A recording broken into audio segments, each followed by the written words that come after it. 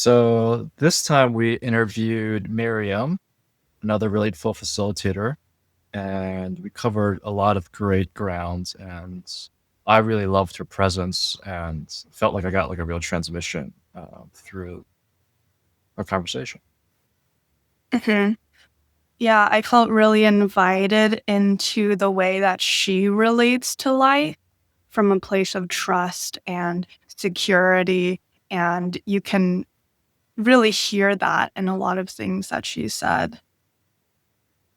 Yes, I hope people that listen this week can get that download by listening to the conversation. And this was much more kind of free flowing and I think organic. And so I hope you enjoyed the quality.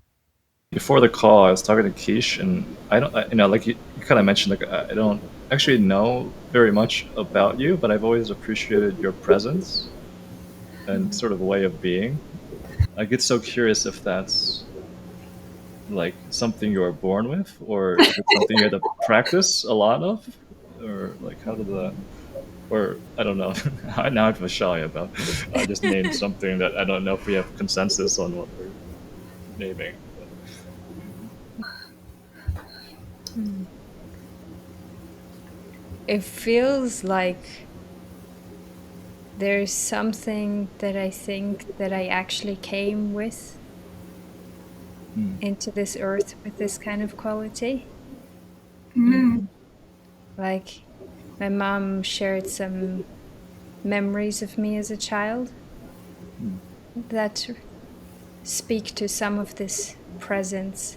I don't know if that's the presence you're speaking to, that she's speaking to, but there's something that I think some of this is what I came here with. Like she had this image of me sitting in our little backyard that was just a green patch of grass and trees around it. And she just let me sit there as a baby with a few wooden sticks and some hazelnuts, and I would just sit there for hours, just being with the birds and my sticks and sitting and being. And a lot of birds used to also come into the apartments where my parents lived at. Like my mom was like, since you were born, suddenly all these birds wanted to come here and they just flew into the apartment and then they flew out again. So there's something that I feel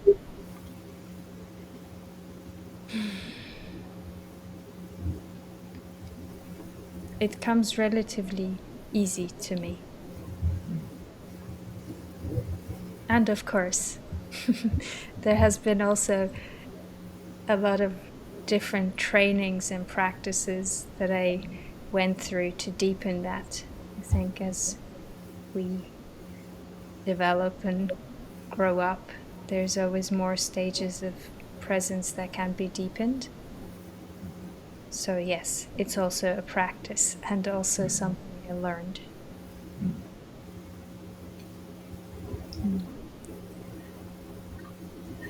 I want to follow up on the "Have you always been this way?"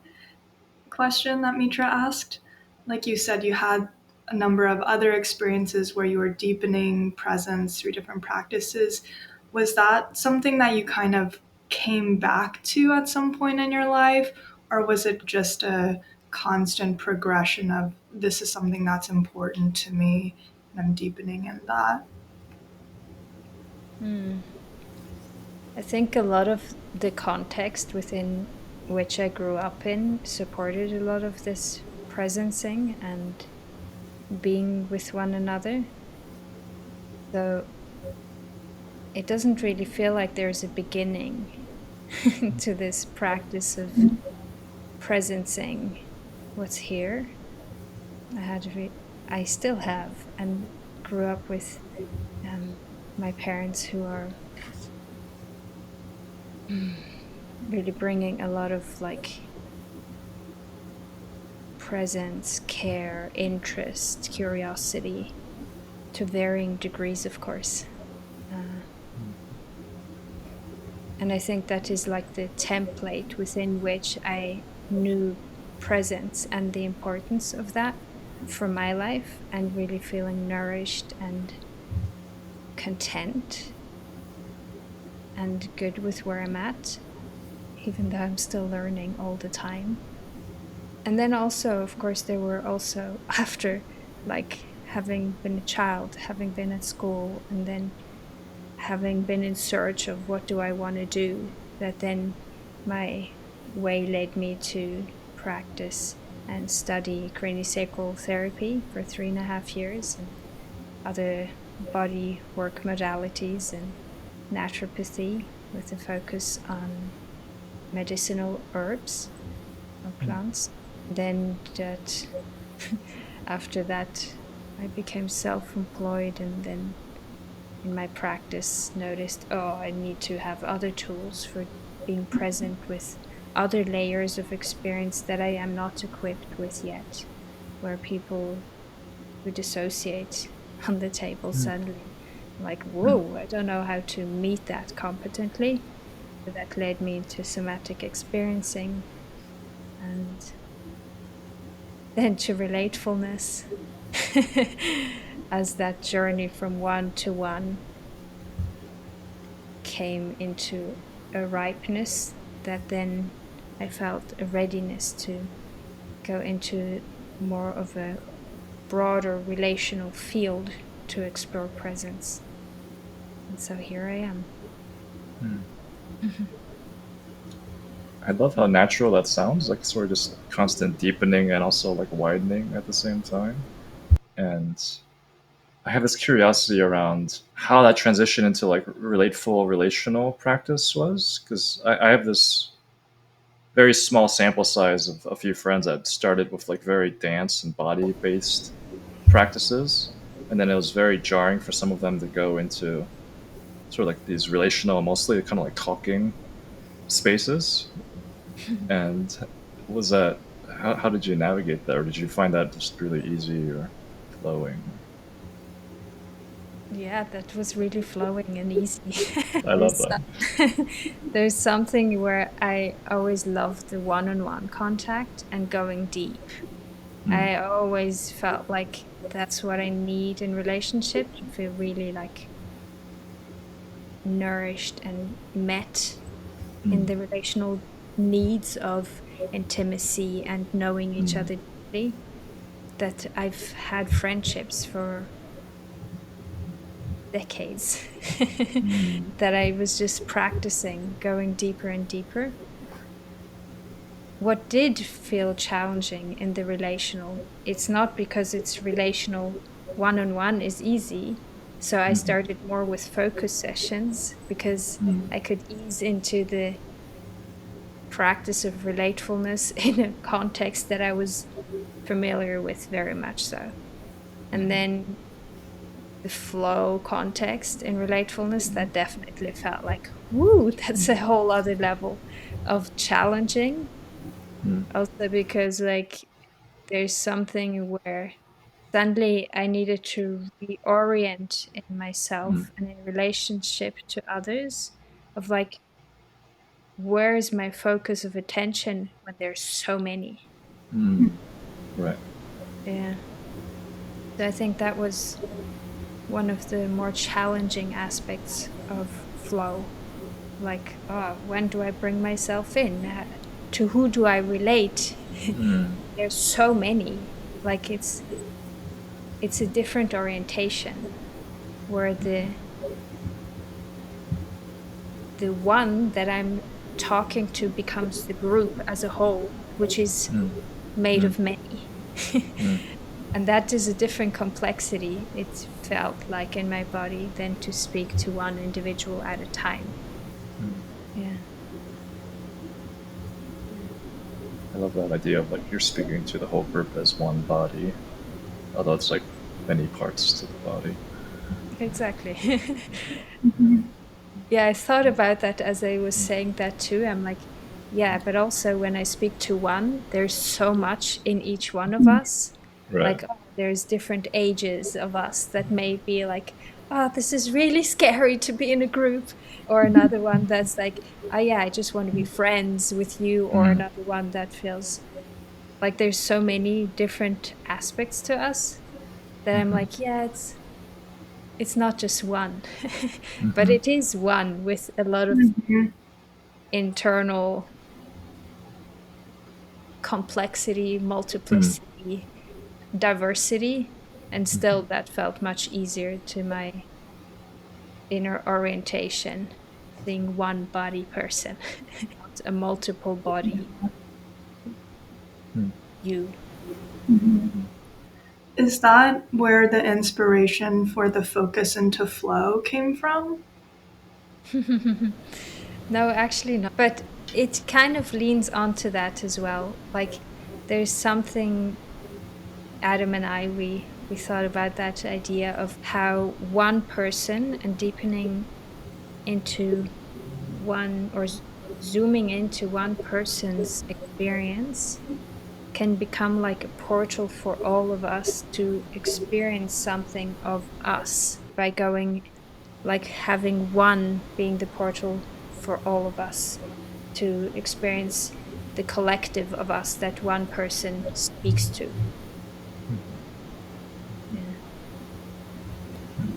Yeah. I love your smile, Kish.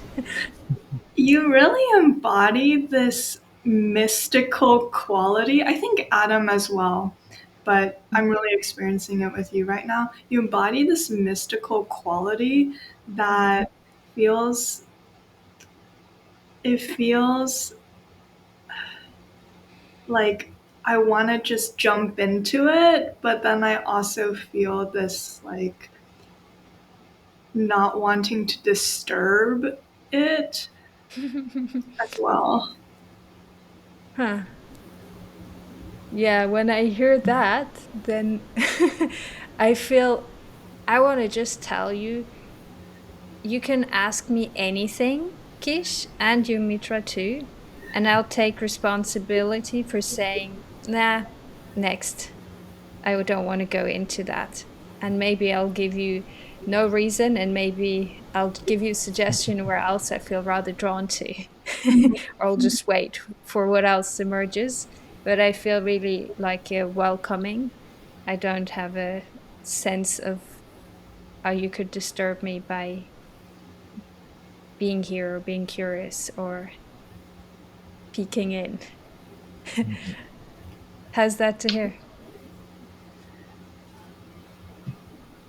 It makes me think that, and also like kind of our conversation so far as well, you have this degree of security that I'm perceiving with like who you are and like your relationship to presence as well, which feels very different from me. And I think the way that I relate to mine, like both of those things for me, is with some insecurity. And I think that's where the like fear or like sense of like, oh, I don't want to disturb this comes from. And so it feels, I mean, it feels really good to be interacting with someone who does seem so secure in that. And I hope that I can take something in from that. Mm. It feels so sweet to hear that. I feel like, oh yeah, let's explore presence together because that's not just mine. I experience presence to be not just a personal thing, but something we can tap into together. And I'm like, I experience us already being in presence here together. It's not just something I hold, but we are with together. Uh, I feel excited for you to explore this, or for us to be in that together. Uh, So I can feel part of my mind like kind of going to more of like a flow mode, and then there's a part of my mind that's like feels like it lives up here. Where it's like it finds questions to ask, and then I'm trying to find the the unity or something, or the integration of the two. But I'm enjoying the the difference. And I appreciate your invitation to like I felt it as an invitation, and it kind of dropped something in me into this in between space.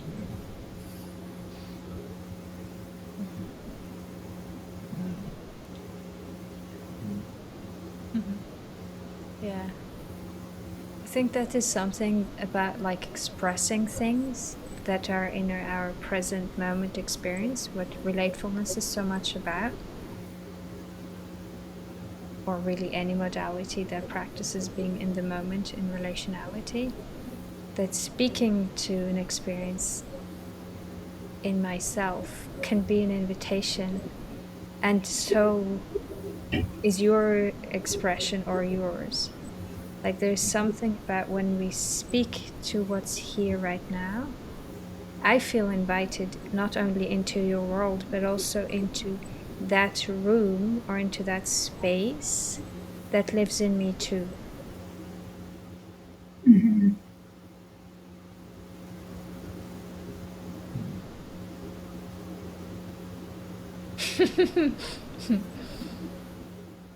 I really relate to what you said, Mitra, where I could go into this flow mode or I can ask questions.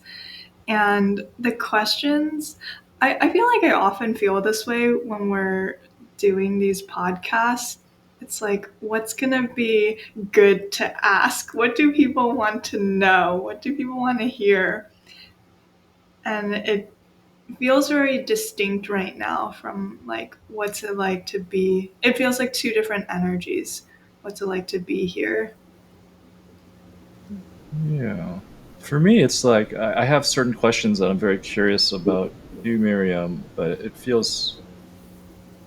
I guess there's a yes and in here, I think, somewhere, but it feels it's like it goes more into like your life and history, and so like I'm just gonna try and see what happens. But there's a sense of I live with a bunch of spiritual, very varying, attuned coaches and somatic people and everything, and I find like we like leave venues at like 9 p.m. because like we have to go home and sleep, and like we don't like we keep all the lights dim at night and everything. And there's a way in which like becoming more sensitized to a certain attunement or presence, I feel like also can make it challenging to be in some of the more noisier or like dysregulating parts of the world. And yet also, well, I don't know if this is your experience at all, but like I know like I still have to do a lot there, and I'm still called to do a lot of work in the world, and especially around like doing business and things. And I wonder, do you experience this contrast of like resourcing your needing to resource yourself in certain ways, and then I'm imagining like social media, which I don't know if you're actually on at all, but does this question make sense? I'm asking that.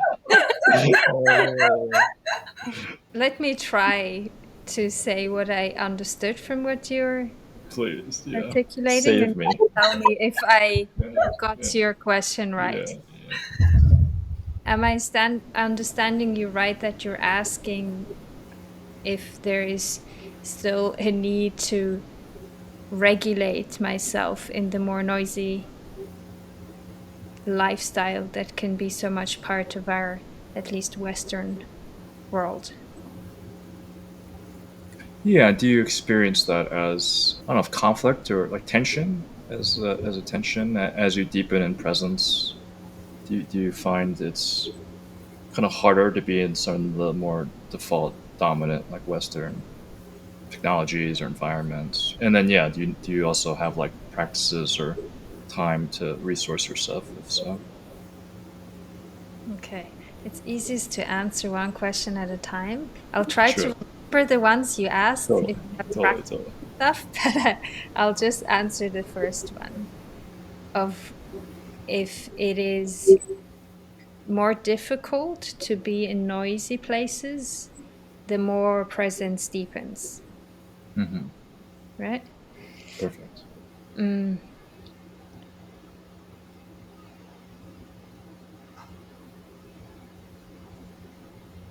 I don't think so. Hmm. For me, it feels not like a contradiction, But the more presence, and I speak of embodied, regulated, I'm here presence, Mm-hmm. the more capacity I have to also be with noise Mm-hmm. and to notice, oh yeah, that's noisy. But I can stay grounded and rooted and just include that into my awareness as part of an invitation to root even deeper into presence, into noticing my felt sense. So I would say it's not a conflict in me, Mm-hmm. Mm-hmm. or it doesn't feel more challenging. It Mm-hmm. actually feels like, to some degree, like it's easier. And also, it's fair to say that naturally I just don't feel drawn to party, to go to loud places, to go to football matches or something. It's not interesting for me. Mm-hmm. Totally. So there's a natural just not being drawn to that. Mm-hmm. And also when I am, it's like more easy to be in versus when I was less grounded, less embodied, less able Mm-hmm. to stay present. Mm-hmm. Right. Yeah, I'm hearing like as you deepen in presence, you become more clear with like what am I naturally drawn to actually, and also having greater capacity to be with whatever does come up if if it somehow is outside of my usual environment or something. Exactly. And I think I would add on also that noise outside Mm. is just an invitation to then check, like, oh, what does it do in me? And then just Mm-hmm. presence the impact Mm-hmm. the noise has in me, Mm-hmm. and take that as a Mm-hmm. stairways into deeper presence. Mm-hmm. Yeah, Totally. yeah, right. Ooh, that feels stressful. Okay. What happens in that stress? Is there Mm. memories that come up? Is there Mm. what do I need in that? What's here to explore, and what longs to be integrated more here? Mm. That Mm. this experience that appears noisy to me Mm. may invite me deeper into of integrating that it doesn't even seem that noisy anymore. Mm-hmm. Yeah, I love that. It reminds me of one of my old teachers used to talk about creating positive feedback loops, and there's a way in which you're just taking everything as like energy or information or opportunity and not resisting any experience that's happening. Yeah, it's really beautiful how you're approaching noise or whatever the experience is. You know. Mm. And I think I have even a second edition. Oh. I I would even say that there's something to mm, when something becomes noisy, like if I Mm-hmm. work faster, I talk faster, I relate faster, I do something faster than my natural pace internally, anything can become noise. Anything Mm-hmm. can become an irritant, anything can Mm-hmm. become too much because I'm leaving my pace, Mm-hmm. my breath, Mm-hmm. my my pulse. Mm-hmm. Totally. Yeah. Hmm. Interesting. I love that. And then your second question, I'm remembering it, unless you have something that you want to add. Either one of you. I already forgot what it was. That's great. Yeah. Hmm. So I think like another thing about, in regards to your question, if I have practices that Mm. support Right. me in being present. Mm-hmm. Mm. Mhm. Hmm. It's a little hard to answer because I think a lot of the things that I do as practices are so fluid, interwoven into my life that they don't feel like practices so much anymore. Like it's a simple thing, but like, for example, I can just make my bed in the morning, and then that's always a reminder for me to be like, wow, I have another day of life gifted. That's a moment of presence. That's a moment of awareness, being brought into the moment. It can be that when I walk, that I'm like listening within and noticing like, is the speed that I'm walking, the actual speed that my body feels really good in, that I can breathe fully into my pelvis, that I have space to take in what's around me. And that's a way of presencing my inner tempo or pace. And that feels like, is that a practice? I don't know if it's a practice. It was once a practice, but now it's just something that I feels stressful when I don't walk in my pace, or it can feel stressful. Or at least some constriction comes up when I don't. And of course, there's also more explicit practices where Adam and I, for example, just sit together and we have a timer where we give each other a certain amount of time to just speak to our present moment experience.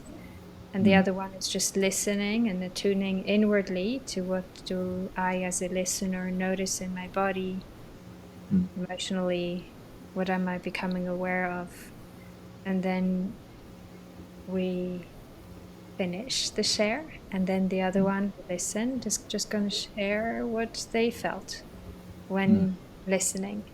Oh yeah, when you shared here about this situation, I could feel like some constriction in my chest. And then when you shared that, I felt so much joy. And it's a way of practicing attunement, being in a relational moment of now together. I would say that goes probably more into a direction of practice. Sometimes meditation, focusing on my body, welcoming my present moment experience, softening around it.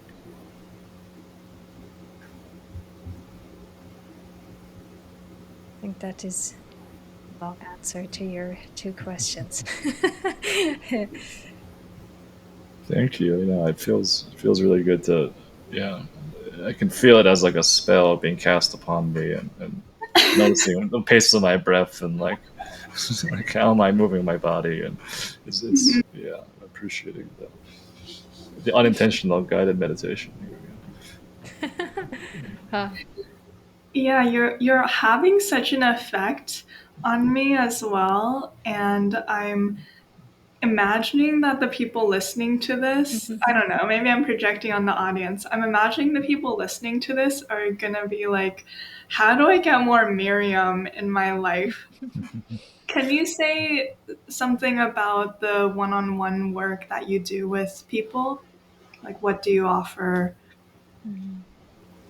Yeah, like for people in person, like around here, or people traveling by, exactly in Switzerland in Basel, they can book a craniosacral session with me or a somatic experiencing session. Sometimes the way how I'm guiding processes that may come up throughout craniosacral sessions are also informed by SE stuff. So sometimes they intermingle those two modalities. And then I also offer embodied presence sessions, which I would say is more in the realm of where I blend in a lot of different things. It's in like verbally, so SE and also the embodied presence sessions are something that I do also online with people from all over the world, where I am just with people in presence and bringing all my tools from all my years of studying from the last years into the moment and into mostly being present with what's here, and then bringing different forms of invitations or guidance in as well. Yeah. Yeah. That can be like with inner parts that we work with, or it could be more with connecting with the body and seeing what is actually the body's natural impulse in whatever the person describes. Like, what does the body want to do, like in that scenario? It could be that we're more in a way of where they're sharing and I'm sharing impact how things land, because so often in life that relational feedback loop didn't happen. And so there's something when we can share something and then we hear and feel that it lands, that itself is really healing. It does something in our inner experiences when we can actually feel how we're landing with others. So it's a varied blend of different things being put together in these embodied presence sessions. Yeah, that's just the one-on-one aspect of things. Exactly. And that is like, you can find more infos on Miriam-Kislak, KISLAK.com. Yeah, that is my website where you can find some of these offers as well. Thanks. We'll link that in the description. Mm. I have a broader question that I'd like to ask, kind of a change of topic, but I find I'm curious about this. So you shared at the beginning something about like you feel that you were born with some degree of presence. And somehow the way that you shared that made me think that you must have some sort of bigger like perception or understanding of life as a whole, like what is the purpose of life, or why are we here, or why are you here specifically. So I don't know if that's true or not, but I am curious if it is, like, how do you relate to life? It's really broad, but like, do you have a sense of like why you're here and what you're trying to do, etc.? I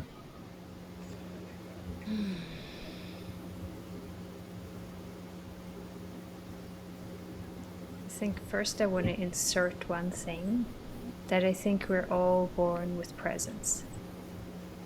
It's not just a me thing.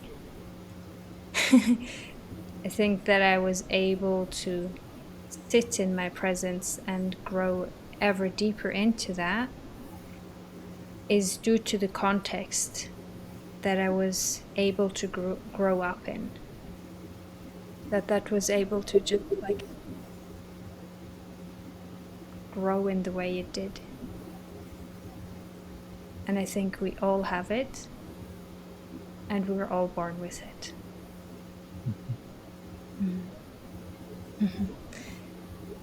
Wow, it feels like such a wide question that I'm like still like searching in my mind. Oh, from which angle do I want to start addressing this? It's funny is that I was also kind of circling around the very similar feeling. Really?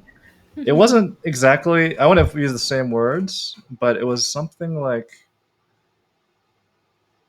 imagining there's like a relationship beyond just like normal Western psychology, human to human relationship, but like the universe is friendly and I can feel there's just trust that there's a safety in any or some there's like a sense of safety in even when things are terrible or something or faith that there's a trust that there's something important, Mm-hmm. and I get that.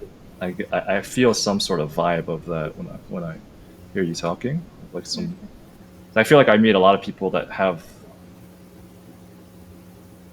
certain human to human good contact, but there's like a larger emptiness or like nihilism or something that Hmm. kind of is in tension or not quite settled. But I don't detect that when I hear you speaking. Yeah, that helps a little bit to narrow down. As I hear your specific experience, I'm like, oh yeah, okay, I think like here I can weave the thread that you brought in, which like a little further. I feel like I need to begin with again the context within which I grew up in. Mm-hmm. I think a lot of the social and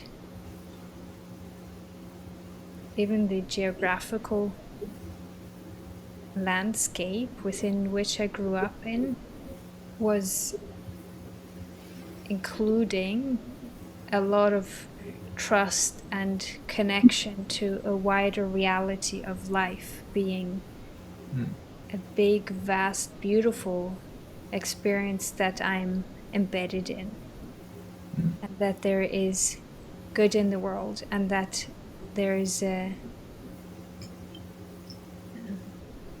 that I'm held in that there's a vaster holding than me, myself, and I, and my parents, and my little nuclear family, and a wider holding than the societal context or the historical context I'm born in. But like, really, like that there's life that I feel that I'm connected in, and I can feel that connection the most when I'm in nature and I'm like laying on the earth. That is like, and then when I just walk long walks in nature and my breath starts to really like sync with something really inherently healthy in my body. Then there's something that I feel like, oh yeah, right. Oh God, it just feels like right here, there's so much peace and there's nothing that needs to be added or taken away or done for this to be already whole. Mm-hmm. Yeah, so I think like I also have a privilege of having had this environment where there was so much goodwill or at least good intentions, and also this more animistic way of like embedding myself into the larger ecosystem of life that really feels like that there is a sense of having a deep trust. Yeah. I don't actually know how I would live well without that. It's like mind-boggling, like how people can live well without that. I don't know if they live well, but like it's just like, wow, I'm aware how precious that is to have that. Yeah. And I'm lending it if you need it. Like I'm up for lending you my trust so you can start to begin to tap into that feeling of like, oh, that's how it could feel. That's how I can pass it on. Yeah. I think I did answer all your questions, Kish. There were many in there. That's one answer to something. Yes, Mitra. Well, I was just imagining doing relateful or doing one-on-one work or all these different modalities. Kind of what I hear you speaking to is like a connection to inherent sacredness, whatever that is for someone, Mhm. and different practices or doorways to experience that. And I think I don't want to speak for Kish, but I think we both had more like disruptive childhoods where we had to like recover that sense and like slowly build that faith that that's actually there, and a lot of these practices were very transformative and needed to help us restore that connection. And so I imagine you're probably like a really great conduit in all the modalities and practices. And I remember just doing that workshop with you and Adam at Relateful Camp last year with the very like basic presencing massage, or it wasn't even massage; it was just holding and feeling that deep sense Touch of like, train. yeah, that wholeness was there. So, Yeah, it's hard for me to really imagine what it's like to be you because I can tell I'm coming from like it's like my perspective is so limited. I totally agree with what Mitra said about us. For me, I didn't really have that sense of trust. I know that Daniel Thorson calls it secure attachment to reality. Like that really sounds like what you're naming, Miriam. Yeah, I don't know if I have a follow-up question, but it's hard for me to really imagine what that must be like, what that kind of trust in reality is like.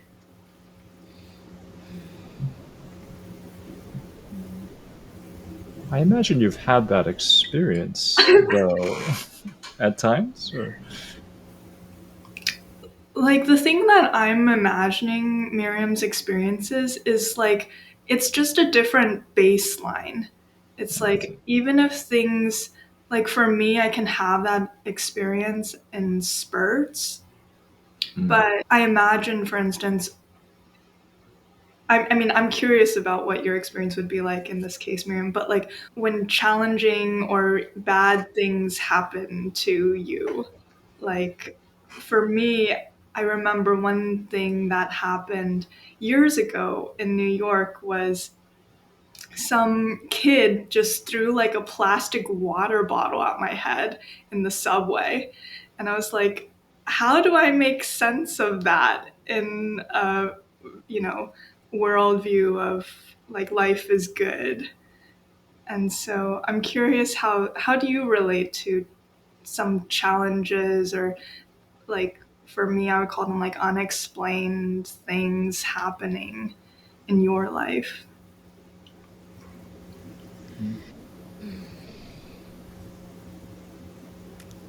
I want to declare like I didn't just have an easy peasy childhood. My parents divorced when I was 11. I didn't see my father for about 2.5 years. I had no contact with him. And I think that left quite a lot of relational challenges for me. And I think the baseline that you're speaking to really supported me to get through it. Plus, my parents' attempts to show up, to repair, to be interested, and to be here. So, again, like, I want to make this free from just my own, this is my own achievement. This is really also like something about the context within which I'm held that allows me to have had this experience. So I want to keep it away from that just being a personal achievement because really, like, so much of my life is impacted by the structures within which I was born into, where I had nothing to do with, no choice in it. It was just something that was a given. To your question of how I meet challenges, 8 years ago, I got a really like unpleasant diagnosis for an incurable disease. And the moment I got the diagnosis, which I felt I was, due to my studies, able to diagnose myself, go to the doctor and say, hey, I think I have this. Can we check this? And then he confirmed. I already knew it. But it was like really, really like, wow. When he called me and said, do you want to come to my office? I'm like, I already know, just tell me. And then he's like, it's true. You have this diagnosis. And I'm like, oh my God, oh my God. It just felt like the carpet was drawn from below my feet. And at the same time, I knew I gave myself 5 years to take away all the nutrients for this disease to be part of my life and to feel greatly hosted in my body, mind, soul experience. And I knew in the moment he told me, "You've got this," I need to look at the relationship with my mother. I knew it instantly. Mm. It was not a thought, it was just something that was just so crystal clear. And then I didn't want to didn't tell my mom about it in person. I wrote to her in letters and shared Mm. with her what diagnosis I've got and how I want to be responded to, and how I don't want any tips or tricks or any advice. I am up for this and this and this and this, and anything else I'm not available for. And we had a few months of just like writing back and forth, and until we decided to go to therapy together, which she was very much up for. And then I changed my diet 180 degrees. I quit my job. I I asked life to give me a job where I can mostly just relax and be by myself and make good money. And I applied for night shifts at a home for people with mental and, how do you say that, psychiatric Mm-hmm. diseases or challenges or occurrences. And they said, "Hey, we're actually doing this and this. Do you want to work here?" And it Mm. was basically a job that was perfect. I worked in this little village in a cafe, and per day I had maybe 5 guests. I made them a Mm. coffee and then they left again. I made superb, great money. They even asked me how much I want to earn. I said, like, "Can I have this much?" And then they topped it up even more. And that gave me really, like, life really provided so greatly, so that I could change what I'm watching, what stories I read about this disease. I only wanted to know about the stories that ended up well, where people Mm. were able to navigate the story in a way that allowed them to get well. Mm. And that was like 5 years where every decision I made was all about, is this serving my health? And Mm. if not, it's not an option to be part of my life. Food, people, movies, everything.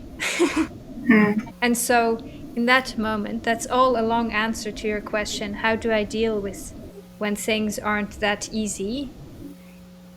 I think in that moment, I feel like there's a moment of grace again, also, that life just came to me and was like, voila, this is your bestest invitation you get to deal with your mother daughter relationship. Here you go. Take it or leave it. And I'm like, I'll take it on. I'm up for it. Thanks. And I'm going to get through this. This is not a sentence I'm going to sign up for being a lifelong thing. I'm up for the journey. Thank you. Mm. And let's get through this, or let's Mm. go into this full on. So, in a nutshell, I would say how I'm meeting challenges in my life, and this is one of the biggest in my whole life ever, is that I'm taking it as an invitation. Again, I'm like, okay, what am I invited here? What am I invited into here? Life has something for me here. And I can resist it, or I can say yes. And I Mm. say yes, and I am well. Mm. Beautiful. Yeah. Thank you so much for sharing that because it feels like some sort of transmission. Like it really feels like I got something from about like how you relate to life. Hmm. Yeah. Yeah, it feels a bit like, well, I didn't share that, and I only shared with very few people that I knew how that they were able to meet me in presence and with Mm. the kind of presence that I need in order to feel trust that I can share that with them. And so I shared only with very few people, my very Mm. closest circle, what this diagnosis was all about. And so Mm. sharing that there was even something like this in my life, I feel Mm. like, whew, I can feel how it takes some, how it feels like a courageous trusting to share that. Mm. And I am very clear that I don't want to be asked, well, what was the diagnosis? And tell me about it. Like, no, this is not the point in the whole story. Mm. The point is, can you meet life with what you're gifted to with the widest possible yes? And I'm not speaking of abusive situations. Walk away if that happens. But I'm speaking of health crises, of like personal spiritual crises, of work life crisis, of sexual crisis, of whatever crisis you can have or challenge. Yeah. Mm. What's the invitation here? Mm. I really love how much that's a great example of like often the naive view of like surrender to presence is sort of like a passivity or a weakness, but I can hear the strength and the empowerment also of like I'm surrendering to life and it's moving through me and there's a even in the face of like mortality there's like a great strength that's coming through that's not like personal, it's just like the life is flowing through that I really appreciate hearing the your like range of like the slowness and also the really like could be water here when it's appropriate. I can be fire over here when it's appropriate, and it's just happening. Yeah. Mhm. Yeah. Hmm. Well, we're approaching the hour now. I just saw that. That went so fast. Yeah. Yeah. Before we end, I just wanted to give you a chance if there's anything else that you want to plug, like how people can work with you or experience you. Hmm. Yeah, I mean, like we only spoke about the one-on-one work I do, and then there's also group work that I offer, and a lot of the group offers I do with Heart of Presence, which Adam and I, my partner, you know him, Mm. that Adam and I co-founded, where we go into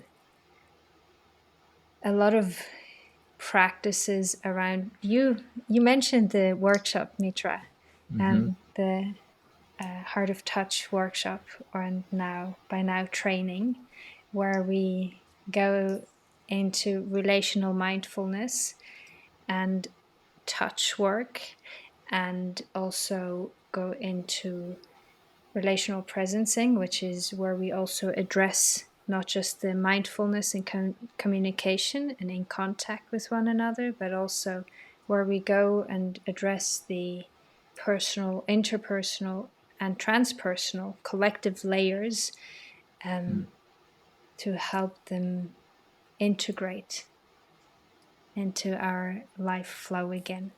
So the places where we hold, where we're hurting, where we're stuck can come into greater flow and into this greater embedment of life again. So that is some of the group work that I also do with Adam here in person, but also online. And we do these trainings also internationally. So whoever feels called to feel like, I want to know more about this, we're up for like following the call where people feel like, oh, I want to learn from them, and then be invited. So that is also something that I feel really excited about this work, doing that together with Adam. Yeah. And that is Beautiful. through heartofpresence.org. Yeah.